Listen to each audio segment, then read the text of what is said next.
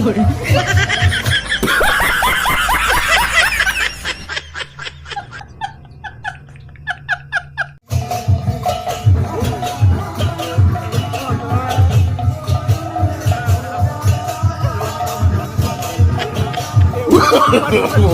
no, no, no.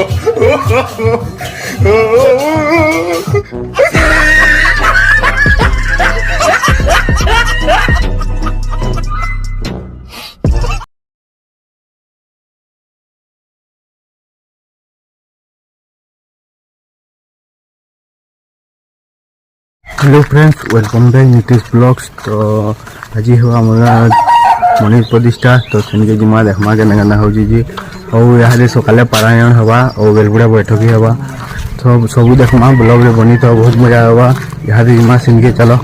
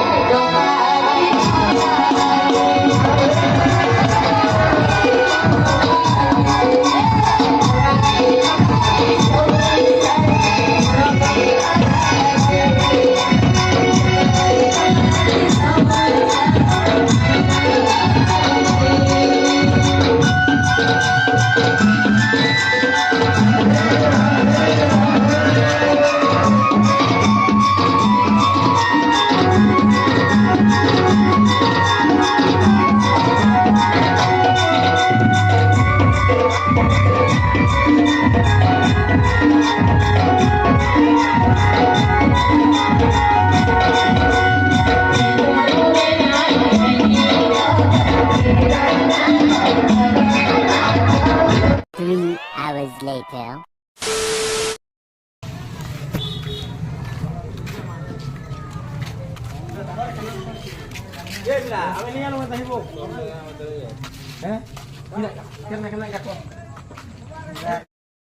बैठके हुआ बाकी यहाँ दे तो 9 बजलानो बाकी स्टार्ट नहीं हुए थे जेन का पारायण होदुला सेन का हवा इटा मंदिर आमर गाँ स्टार्ट आगा नहीं हुए थे कितने बोले हवा ये क्या जाने। चलिए शुरू करते हैं।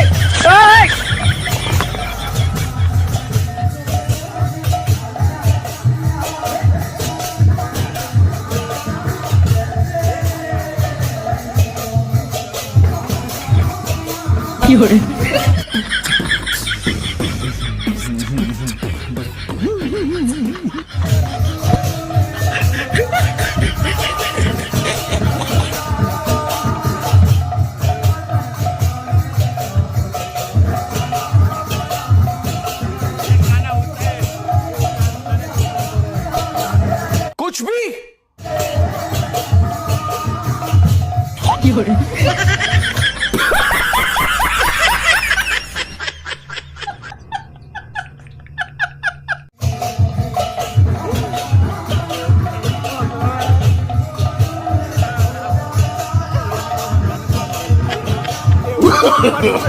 No, no, no, no.